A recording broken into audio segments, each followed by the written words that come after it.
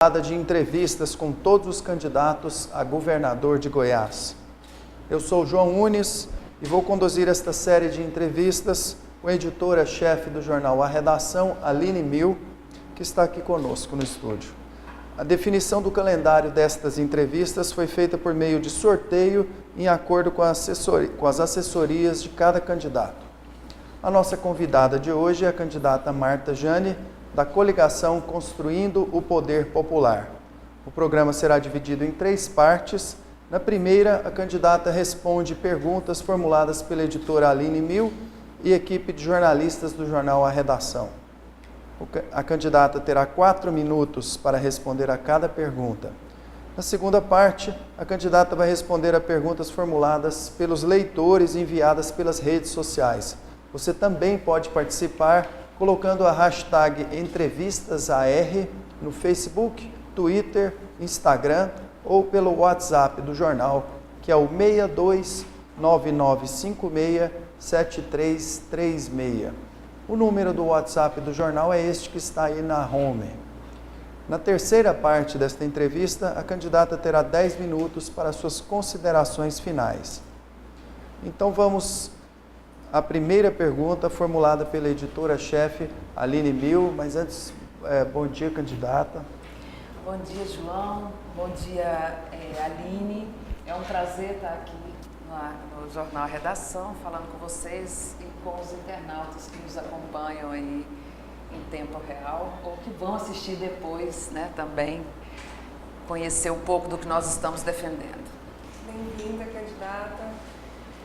A minha primeira questão é: segurança pública é, sem dúvida, um dos assuntos que mais tem pautado as eleições esse ano. Candidata, quais são as suas principais propostas para essa área? Bom, a segurança pública é, de fato, uma questão que está extremamente polêmica, né, nesse momento, porque o que ocorre agora são dados, índices, né, de assassinato de mulheres no município de Goiânia, os altos índices de mortes e situações emblemáticas quando se fala de segurança pública. Mas a segurança pública é algo muito mais complexo do que isso, né? E é algo que vem sendo, eu diria, a insegurança pública é algo que vem sendo produzida há muito tempo, há várias décadas, no estado de Goiás e no Brasil de uma forma geral. E nós achamos que essa discussão não pode ser completamente compreendida e equacionada se a gente não parte daquilo que ocasiona, de fato, o problema da insegurança pública, o problema da violência e esses problemas relacionados a desumanização mesmo do próprio ser humano, né? E para nós, discutir esse problema na sua complexidade significa começar discutindo um projeto de concentração de riqueza que está posto no estado de Goiás. É um projeto que produz cada vez mais pessoas, algumas pessoas ou algumas famílias com muitas propriedades, né, com muito dinheiro, e uma grande maioria da população sem essas condições, tanto de consumo de uma forma geral, quanto as condições de acesso aos serviços públicos, né, que são constitucionalmente garantidos para a população, né, deveriam ser, porque está posto na Constituição, e também uma lógica de individualização, uma lógica de competição que está posta na sociedade e que é pilar da sociedade capitalista. Então, o que nós estamos, nós acreditamos que para discutir adequadamente, para propor solução adequadamente para a questão da segurança pública, primeiro devemos começar com a distribuição de riqueza. O que nós chamamos de distribuição de riqueza? Quer dizer, isso é concreto, isso não é algo que a gente fala só porque soa bonito. Não, concretamente é possível distribuir a riqueza no estado de Goiás. É possível, por exemplo, por meio de uma política de valorização salarial. Hoje, o estado de Goiás concentra aí em torno, ocupa, né, em torno de 8º ou 9º lugar na acumulação do PIB, ou seja, toda a riqueza daquilo que é produzido. Então, é o estado que acumula, que está em 8º ou 9º lugar no ranking nacional em termos de crescimento do PIB. E, em contrapartida, é o 20º salário dos trabalhadores. 22º se a gente pega, por exemplo, a questão do salário de professor. Ou seja, há uma produção de riqueza, mas essa produção de riqueza ao mesmo tempo não é distribuída. Se melhoria salarial é distribuição de riqueza também. Se nós pegarmos, levarmos a sério uma política de saúde pública, de segurança, de educação pública, de transporte público, na medida em que nós democratizamos o acesso a esses serviços públicos e tratamos como direito da população de fato, também nós estamos distribuindo riqueza. Se nós pensamos que o estado de Goiás é um dos estados que mais concentra terras na mão de poucas pessoas e que produz por meio de poucos empregos, né, dentro do agronegócio para exportação, e na contrapartida disso nós pensamos num projeto de reforma agrária que distribui terra e cria emprego no campo, nós estamos distribuindo riqueza. Portanto, falar em distribuição de riqueza no estado de Goiás é algo que precisa ser concretizado com medidas efetivas, né, e que faça distribuir a riqueza entre as pessoas, entre os trabalhadores e entre as regiões do estado de Goiás. Se a gente pegar também os dados aí do estado de Goiás, nós vamos perceber que 40% das riquezas produzidas no estado de Goiás estão aqui na mesorregião de Goiânia, né? Em região central, centro-sul, por aqui. A região nordeste, por exemplo, tem menos de 5% dessa riqueza produzida. Isso significa que tem municípios muito pobres, com pouquíssimos habitantes e que, portanto, não se considera lucrativo investimentos nesses municípios, né, que recebem baixíssimos percentuais do ICMS, e nós estamos com essa política concentrando a riqueza numa região do estado de Goiás e deixando outras regiões tanto desprovidas de serviços públicos, porque essas regiões não têm, por exemplo, hospitais que possam atender a população dessas cidades, elas precisam ser deslocadas, né? Candidata, vamos à próxima. Nos seus discursos, a senhora tem defendido bastante o passe livre para todos os cidadãos goianos. De que forma essa medida seria implantada e como seriam pagos os gastos, como, por exemplo, com manutenção de frota? Bom, em primeiro lugar, hoje a tarifa de R$ 2,80 aqui na região metropolitana de Goiânia e as tarifas altíssimas, né, e diferenciadas em valores altíssimos da região ali do entorno de Brasília, se justificam porque quem opera o transporte coletivo nas cidades onde ele é necessário são empresas que têm o objetivo de lucrar ao oferecer o serviço. Nós estamos defendendo que o transporte não é serviço que se oferece no âmbito do mercado, mas um direito da população e que, na medida que é direito, não é um serviço a mais a ser oferecido pelo mercado, ele deve ser garantido de forma pública, estatal e com controle popular. Se nós retiramos do âmbito do mercado o transporte, nós já retiramos a necessidade que esse transporte hoje tem que atender, que é de gerar lucro. Quando nós pagamos a passagem do transporte coletivo, nós estamos financiando a riqueza dos empresários do transporte. Portanto, se ele deixa de ser mercadoria, deixa de ser necessário gerar lucro. Então, só aí já cai o preço da passagem não seria essa, né, que está aí. Se nós redefinimos as prioridades do estado de Goiás e retiramos essas prioridades que hoje se localizam no âmbito por exemplo, da isenção de impostos para o agronegócio ou para as grandes indústrias que se instalam aqui no estado de Goiás, nós poderemos também pensar que os cofres do estado vão receber uma quantia, vão ter uma arrecadação muito mais interessante. E nós defendemos também a auditoria da dívida pública do estado de Goiás, o não pagamento dessa dívida, né, e o procedimento por meio de auditoria. Nós entendemos que essa prioridade de gerar receita para pagar a dívida para a União e da União para pagar a dívida externa, e uma dívida que tem sido absolutamente questionada pelos órgãos que fazem estudo, pelas entidades que estudam a questão financeira e a questão das dívidas públicas, né, de estados e de países, que essa dívida já foi paga por várias vezes, né? Portanto, uma auditoria é necessária para que a gente volte a falar na possibilidade de adequar valores que não desfalquem tanto os cofres do Estado e torne possível que o Estado invista em políticas sociais e políticas públicas para garantir a necessidade da população. Candidata, a senhora é pouco conhecida da população goiana como um todo. Quais são os atributos pessoais que a senhora tem que te faz se considerar apta a governar o Estado?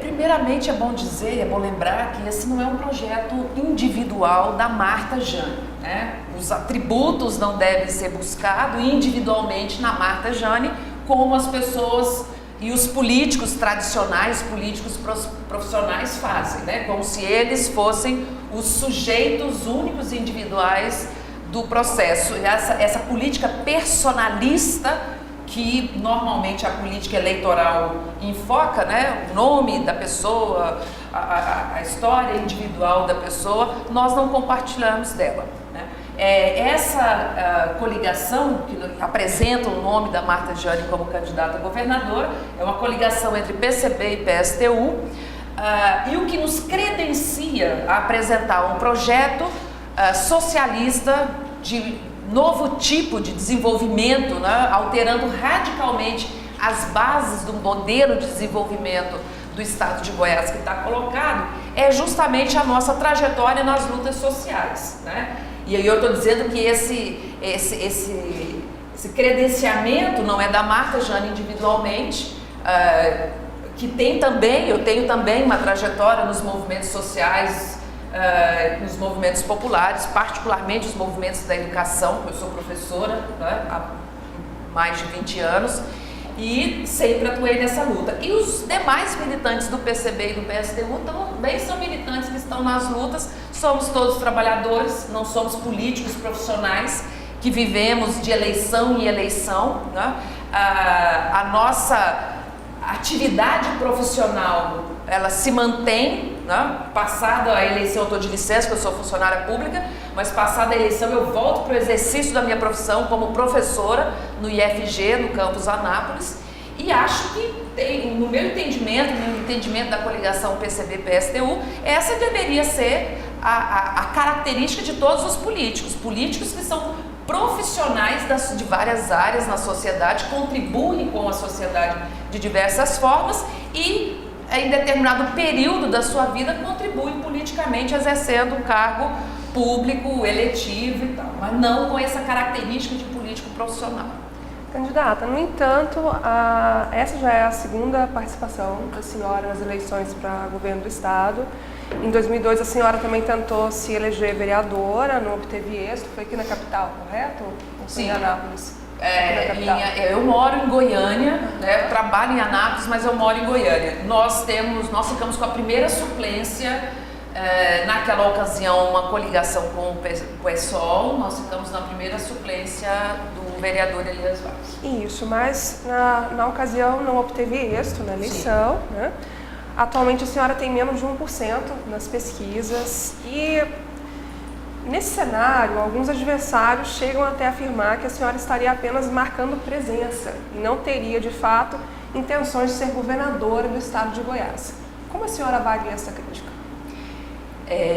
A coligação PCB-PSTU tem um projeto socialista para o Estado de Goiás e nós temos intenção, sim, de implementar um projeto socialista para o Estado de Goiás. Tá? Não é implantar o socialismo em Goiás naquele sentido mais amplo do termo, porque isso não se faz no Estado só, é preciso construir maiores possibilidades nacionais e internacionais disso, mas a grande questão da crítica, né, que é feita aos partidos pequenos, é feita aos partidos pequenos que não se vendem, né, como o PCB e o PSTU, porque aqueles partidos pequenos que se vendem a qualquer preço, né, dependendo do cargo que lhe oferece, dependendo do recurso, né, ou da promessa de cargos que é feita no possível futuro governo, esses partidos não recebem críticas desses mesmos críticos dos partidos que têm convicção ideológica e que têm projetos, sim.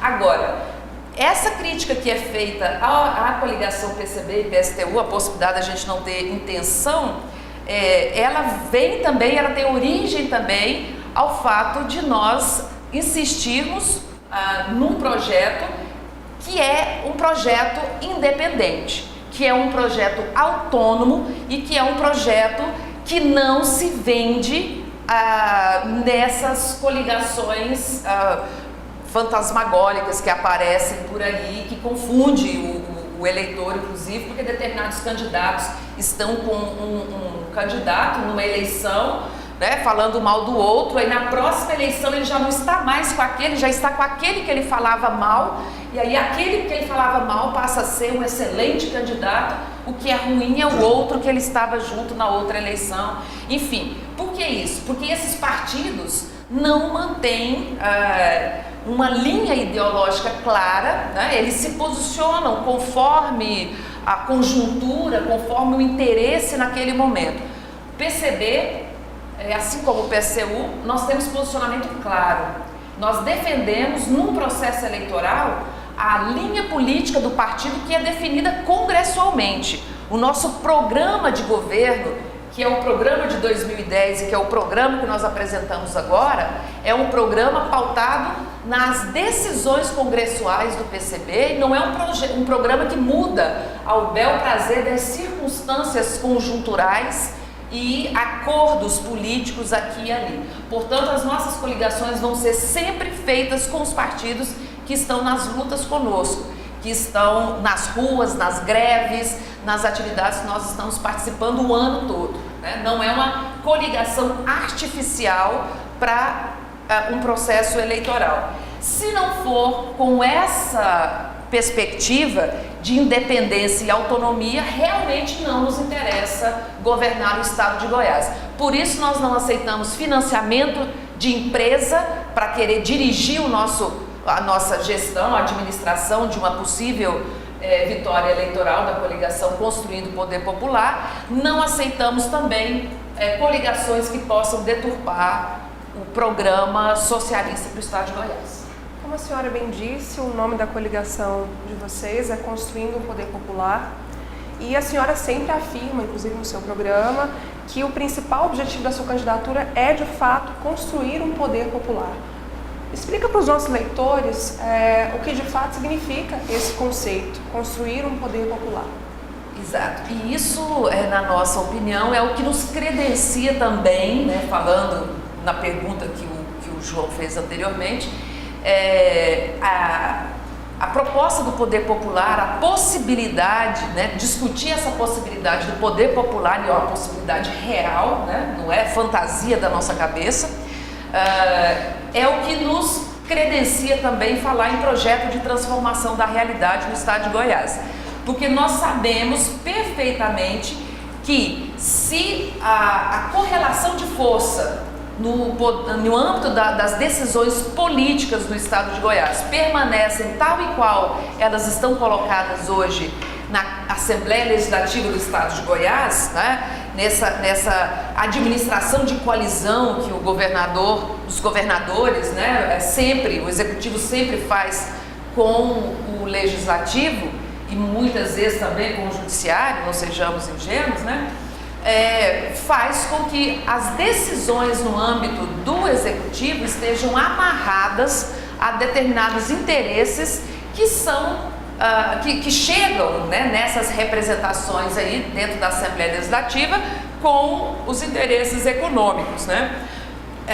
O poder popular que nós defendemos é a única alternativa realmente viável para que as demandas populares, para que os anseios populares sejam atendidos no âmbito das políticas públicas de governo, né, das políticas públicas do Estado.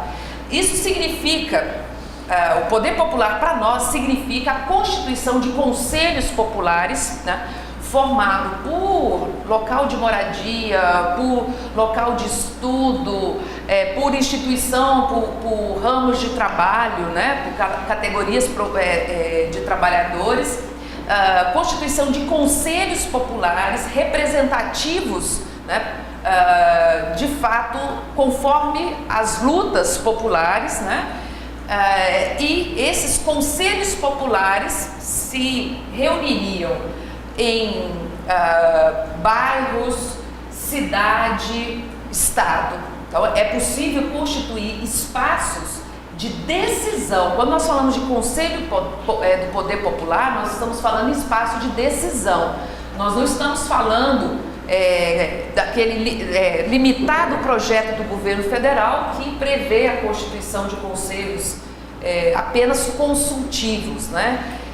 Então são representantes das lutas populares formando espaços de decisão, por exemplo, da educação, da saúde, do transporte. Esses conselhos discutiriam e tomariam decisões a respeito das políticas prioritárias no âmbito do Estado. E isso torna possível que as decisões do Estado não estejam submetidas ao jogo de interesse que é feito dentro da Assembleia Legislativa e na própria eleição do governador do Estado, que é feita a partir de financiamentos e amarrações ali de jogos de interesse que vão ser garantidos ou mantidos depois da eleição. Bom, passamos agora à segunda parte desta entrevista, na qual a candidata responde às perguntas formuladas pelos internautas por meio das redes sociais, pela hashtag EntrevistasAR. Você pode participar também enviando sua pergunta pelo Twitter, Facebook, Instagram ou pelo WhatsApp do jornal, que é este número que está aí na home. Já temos perguntas, Aline? Temos. Eu tenho aqui a pergunta da Andréa Fernanda, ela é aqui de Goiânia. A senhora falou em seu programa eleitoral que o primeiro lugar de Goiás no IDEB seria uma farsa. Como a senhora explica essa colocação e quais são os seus argumentos? A defesa que o governo estadual está fazendo é que o estado de Goiás é o primeiro estado em matéria de educação no país. Isso é uma farsa. Goiás não é o primeiro estado, aliás, Goiás tem o 22º salário de professores no país. Eu não acredito que educação de qualidade se faça com os piores salários do país para professores. O estado de Goiás tem escolas formadas ainda de placas, construídas com placas, que são insuportavelmente quentes, e eu não acredito em aprendizagem e bom trabalho de professores e funcionários dentro dessas condições estruturais. O estado de Goiás ainda tem servidores administrativos recebendo menos que o salário mínimo, recebendo complementação ou no máximo o salário mínimo, condições precaríssimas de trabalho para os servidores administrativos das escolas estaduais.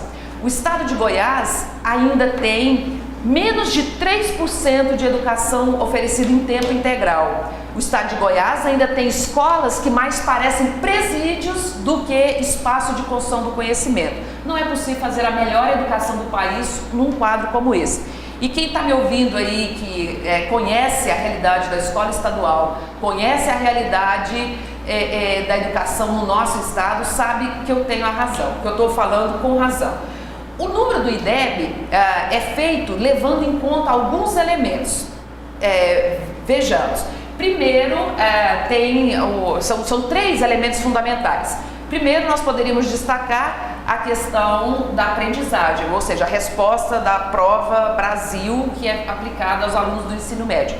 Outro elemento que é levado em conta para constituir o índice do IDEB é a não reprovação, ou seja, o nível de aprovação, de promoção de uma série para outra.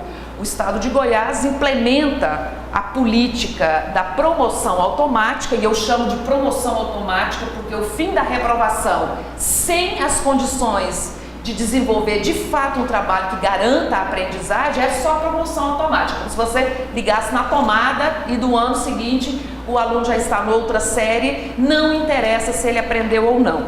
Para combater a reprovação, e eu sou a favor do combate à reprovação veementemente, mas para fazer o combate à reprovação é preciso garantir a aprendizagem. E garantir a aprendizagem não se faz nas condições da educação no estado de Goiás.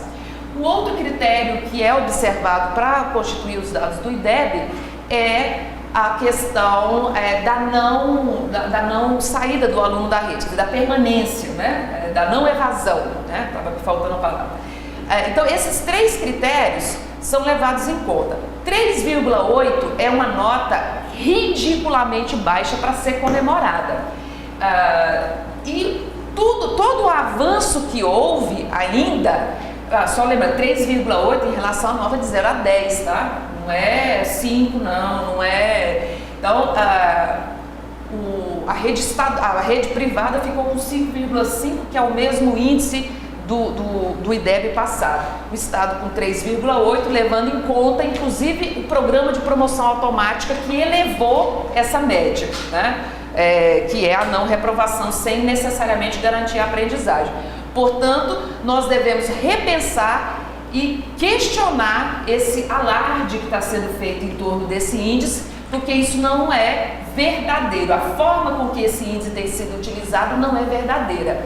E só para concluir esse assunto do IDEB, é bom nós pensarmos que todo e qualquer avanço que foi garantido, que foi conseguido na rede estadual de ensino, se deve à luta cotidiana dos professores e trabalhadores da educação de uma forma em geral, que mesmo nessas condições que eu falei aqui agora há pouco, ainda conseguem garantir um mínimo de aprendizado para os alunos, ainda conseguem chegar todos os dias no trabalho, apesar de terem que dar aula em 3, 4 escolas para poder completar o salário, e ainda conseguem fazer com que as escolas funcionem.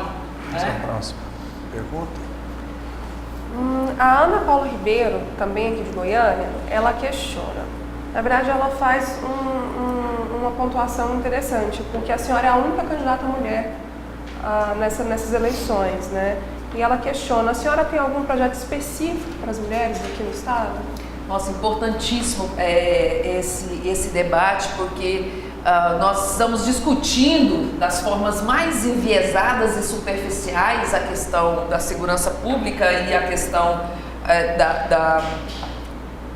das mortes sucessivas de mulheres aqui no estado de Goiás, ou particularmente aqui em Goiânia, e é bom lembrar que Goiás hoje é o 7º estado do país no ranking aí que estabelece as condições de violência contra a mulher, né? Então, o estado de Goiás está muito mal colocado em matéria de políticas específicas para a mulher, não só para a segurança, mas também para a segurança.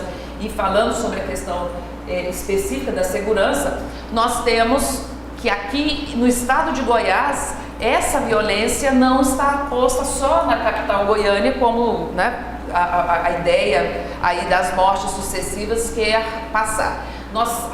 Entre as 15 cidades mais violentas contra a mulher, 7 delas estão no entorno de Brasília, né? Formosa é a primeira. 2 delas estão no sudoeste goiano, Jataí e Rio Verde, né? E 4 delas estão aqui na região metropolitana de Goiânia. Então nós estamos vendo exatamente as cidades nas quais enfrentam uma maior concentração de pobreza e de riqueza, ou seja, maior desigualdade social, né? Os maiores problemas sociais, os maiores problemas de acesso às políticas públicas de saúde, educação, cultura, transporte, são também as regiões nas quais concentra a quantidade maior de violência contra a mulher e de violência contra o ser humano de uma forma geral. Agora, em matéria especificamente da mulher, nós precisamos ampliar grandemente a rede de assistência, por exemplo, para manter no assunto segurança pública, né, de atendimento à mulher violentada fisicamente, sexualmente, emocionalmente, né, porque para haver violência não é preciso encostar no outro, né, a violência verbal, esse tipo de violência emocional também necessita de ser cuidado, né? Hoje nós temos 2 delegacias da mulher, nas quais não é possível que a mulher faça o registro da ocorrência e faça o exame de corpo de delito ao mesmo tempo, ela tem que se deslocar, né? Isso aqui na região metropolitana, porque se a gente for para o interior, nós vamos encontrar a impossibilidade, né, na maior parte dos municípios do estado de Goiás, da questão da mulher ser tratada de forma específica, né, da violência contra a mulher. Então é necessário ampliar e garantir as condições de segurança no atendimento da mulher que é vítima de violência, da mulher que é vítima de situação de qualquer violência, e de saúde, né? Se a gente pega, por exemplo, o interior do estado de Goiás, muitas cidades não têm atendimento ginecológico específico. Muitas cidades não têm atendimento pediátrico, né? O que faz com que as mães tenham que se deslocar para poder fazer, enfim, né? A política para a mulher no campo da educação tem que abarcar a universalização da educação infantil para a criança de 0 a 5 anos. O direito tem que ser universal para todos que procuram e querem a educação infantil. E por aí afora são muitas as políticas específicas pensadas para a mulher. Temos mais tempo para mais uma pergunta, Aline? Candidata, a sua coligação é uma coligação muito enxuta, né? Então eu acredito que vocês conversem bem entre si, as ideias são bem, né? Eu queria entender uma questão. O candidato ao Senado da sua chapa, seu colega de partido, Antônio Neto, ele tem como principal bandeira o fim do Senado. Isso não seria uma contradição? Não, contradição é a estrutura do Estado manter 2 casas legislativas que fazem basicamente a mesma função e manter um Senado que é um dos espaços mais reacionários e conservadores do país, né, com poder extremamente grande e uma inutilidade social, vamos dizer assim. Há aquela discussão de que é preciso manter equilibrado, né, as bancadas que não são equilibradas quantitativamente, aquela coisa toda, mas isso é engodo, porque os interesses que são aprovados, né, e que se tornam legislação no país, né, que vem da Câmara dos deputados, né, e do Senado, das câmaras federais, da Câmara Federal. Isso, da Câmara Federal e do Senado, me fugiu a palavra aqui agora. Essas leis que são aprovadas, elas são negociadas em outros espaços, né? Nós vimos aqui, vamos só pegar um exemplo aqui no estado de Goiás, né? Quando a JBS Friboi foi a maior financiadora de uma das campanhas aqui no estado de Goiás, nós tivemos logo em seguida, depois que o referido governador que se beneficiou desse financiamento, a aprovação da redução dos impostos lá para os frigoríficos. Temos aí hoje, né, o JBS como a maior rede frigorífica do mundo, com benefícios e condições criadas em termos de benefícios com impostos e tudo, negociados, não tenhamos dúvidas, antes do processo eleitoral. Portanto, executivo e legislativo no Brasil Câmara dos Deputados Federais, Senado Federal, tem já a sua pauta de prioridades no momento negociado nas eleições e não faz diferença se temos duas ou uma. Isso não vai garantir esse equilíbrio, né? E, portanto, sem falar nos gastos absurdos que os cofres públicos têm mantendo essas duas casas, né? Tem dados que mostram que as casas legislativas do Brasil são uma das mais onerosas do mundo, né? Comparado com outros países, chega a ser revoltante os números que estão envolvidos aí na manutenção dessas duas casas, né? Vamos agora para a terceira parte desta entrevista, é a parte na qual a candidata faz as suas considerações finais. Mas antes eu gostaria de avisar aos leitores e internautas que enviaram suas perguntas e que não tivemos tempo de formulá-las aqui, que elas serão repassadas para a assessoria da candidata, que poderá entrar em contato com cada um dos internautas. Candidata, a senhora dispõe de 10 minutos para fazer as suas considerações finais. Bom, nesses 10 minutos, eu quero primeiramente, até para não faltar tempo para isso, agradecer a redação, né, por nos convidar para esse bate-papo, assim como aos outros candidatos, né, e nós entendemos que esse sim é um procedimento democrático, à medida em que o tempo é distribuído de forma igual para todos os postulantes ao mesmo cargo, né? O que nós não temos tido em outros meios de comunicação, né? Há um boicote dessa chamada mídia majoritária, né? Desses canais televisivos ou jornais impressos que chegam na maior parte das casas do povo goiano. Eles não têm muito interesse em apresentar um projeto socialista, um projeto que contraponha de fato ao projeto que está em curso no estado de Goiás. Portanto, a gente tem uma certa dificuldade para chegar e para conversar, para dizer para as pessoas o que nós defendemos, o que nós pensamos, quais são as nossas propostas, né? E aproveitar também para dizer que os eleitores observem bem, né, ao decidirem o seu voto, que nós estamos enfrentando mais um processo eleitoral e os chamados candidatos que estão os 4 primeiros da pesquisa, porque já virou, se fossem 3 candidatos da ordem, seriam os 3 primeiros. Se todos os 7 fossem os candidatos que pela ordem estabelecida, provavelmente seriam os 7 primeiros, né? Mas é assim, é esse o espaço que nós temos.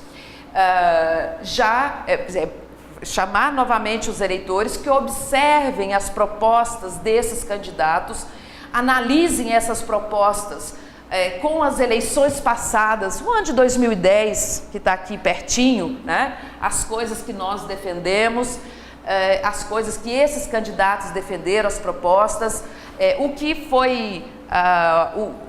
esses mesmos candidatos estão agora no processo eleitoral fazendo as mesmas propostas, defendendo as mesmas coisas, né? E inclusive o candidato que foi eleito, né, o atual governador Marconi Perillo, no momento fazia determinadas propostas e determinadas defesas, hoje fazem as mesmas propostas. Por quê? Porque não as cumpriu, porque proposta pontual não vai resolver o nosso problema dos trabalhadores no estado de Goiás. Proposta de alteração, de construir um CREDEC aqui ou de asfaltar não sei quantos quilômetros, são propostas importantes, devem ser produzidas, construídas na prática, não resta dúvida, mas isso não vai mudar a nossa condição de trabalhadores explorados, mal pagos, grande parte desses trabalhadores desempregados, né? O que vai mudar de fato essa realidade é a nossa organização, a nossa mobilização, junto com os demais trabalhadores, né? Então nós queremos chamar as pessoas para analisar e fazerem essa análise, se querem mais 4 anos né, discutindo os mesmos problemas, a falta de prioridade da saúde, a falta de prioridade da educação, enfrentando greves dos mais diferentes trabalhadores, porque o Estado não dá resposta satisfatória para os trabalhadores. Nós queremos, juntamente com os trabalhadores do Estado de Goiás, por meio da construção do poder popular, do que nós chamamos poder popular, ter as condições de defender e de enfrentar as questões que são fundamentais para o nosso povo aqui no Estado de Goiás. E uma delas, eu quero chamar a atenção, nesses minutinhos que restam, é a questão da reforma agrária. Se nós não enfrentarmos a questão da reforma agrária, da distribuição da riqueza do campo, né, da garantia real de postos de trabalho no campo, né, porque o agronegócio não garante postos de trabalho suficiente como garante a agricultura camponesa, a agricultura familiar. O agronegócio não produz o arroz e o feijão que vai para nossas mesas, tanto é que nós temos que importar arroz e feijão, né? O agronegócio não produz o alimento que chega às nossas mesas. Quem produz é a agricultura familiar, é a agricultura camponesa. E esse tipo de agricultura e a garantia da soberania alimentar só poderá ser garantida por meio de uma ampla e irrestrita reforma agrária. Por isso nós apoiamos que o Estado ceda as terras da fazenda estatal, a fazenda do Estado aqui no município de Itaúsu, a reivindicação dos trabalhadores organizados no movimento Terra Livre e que esperam que o governador não retorne com a fazenda para leilão, porque é isso que o governador quer fazer, leiloar a terra, vender a terra, ao invés de assentar lá trabalhadores que querem fazer o seu trabalho no campo. Apoiamos irrestritamente o movimento MST, os trabalhadores sem terra, que ocuparam a fazenda de um dos homens mais ricos desse país, que está disputando o governo do estado do Ceará, próximo do município de Corumbá, né? São mais de 3.000 famílias procurando espaço, direito à terra, direito ao trabalho, direito à produção. E nós entendemos que isso não deve ficar só na responsabilidade da luta, que é grande e que tem sido intensa. Nós entendemos que isso deve ser uma política de Estado. Se o Estado pretende beneficiar a maioria da população, deve garantir reforma agrária e as políticas sociais como educação, saúde, transporte, moradia, né, como políticas públicas efetivamente garantidas e financiadas pelo Estado. A moradia é um outro problema que o Estado de Goiás enfrenta. Só aqui no município de Goiânia nós estamos com um em Goiânia e outro em Aparecida, espaços de ocupação urbana, né? Nós precisamos, juntamente com os trabalhadores do Estado de Goiás, produzir uma ampla e irrestrita reforma agrária no campo e reforma urbana na cidade, né? Tirar o espaço urbano da mão dos especuladores imobiliários e garantir que esses espaços sejam ocupados por moradias populares, garantir que o Estado, de fato, cumpra a garantia do direito à moradia digna e justa, para que as pessoas não precisem mais morrer nas lutas por moradia, nas lutas pelo direito à terra, ou nas lutas pelo direito ao trabalho, né? E isso nós consideramos justiça social, consideramos que só poderá ser feito também, ser produzido também por meio do controle e do poder popular. Não esperamos que representantes eleitos com financiamentos abusivos de campanha vão garantir esses interesses no âmbito do Estado. Portanto, o caminho continua sendo a luta, o caminho continua sendo a rua, né? E nós queremos chamar as pessoas para protestar nas urnas, votando 21 aqui no estado de Goiás, e chamamos também para continuarmos protestando nas ruas, né? Porque é das ruas que nós vamos garantir de fato os nossos direitos. Bom, estamos chegando... Não tenho ideia do tempo. Vocês não me contam? Quanto tempo nós ainda temos, Juliana? 2 minutos. A senhora quer falar mais esses 2 minutos? Está satisfeita? Eu quero agradecer muitíssimo as pessoas que participaram, que enviaram perguntas. As que tiverem questões, as questões que tiverem endereços, né, nós vamos responder. Convidar as pessoas para entrar no site do PCB, pcbgo.com.br. Lá tem o nosso plano de governo, lá tem outras propostas. Estamos postando também no Facebook, que é Marta Jane, para conhecer um pouco mais do que nós estamos defendendo. E no Twitter, Marta Jane PCB, nos acompanhar, que nós estamos constantemente divulgando as nossas atividades, onde nós estamos. Convidar as pessoas para estarem conosco também no dia 19 de setembro, com a presença do professor e candidato à presidência da República pelo PCB, Mauriase, aqui em Goiânia, em alguma atividade que nós ainda vamos publicar, ainda vamos divulgar, chamando as pessoas para ouvirem as propostas para uma mudança radical, projeto socialista para o país, que é nesse projeto que nós acreditamos e é esse projeto que nós entendemos que é necessário o esforço popular, né, no sentido do poder popular, no sentido de tomada de decisão, para que a gente possa avançar de fato e superar as limitações que estão colocadas no âmbito do Estado para a realização da própria condição humana. Bom, estamos chegando então ao fim de mais uma rodada de entrevistas. Em nome de toda a equipe do jornal A Redação, eu gostaria de agradecer a candidata Marta Jane por ter aceito o nosso convite. E também gostaria de agradecer a empresa que é nossa parceira nesta transmissão ao vivo, que é a Live. Agradeço ainda a jornalista Aline Mil por me acompanhar aqui nesta entrevista e convido você para assistir à próxima edição desta rodada de entrevistas amanhã, às 15 horas.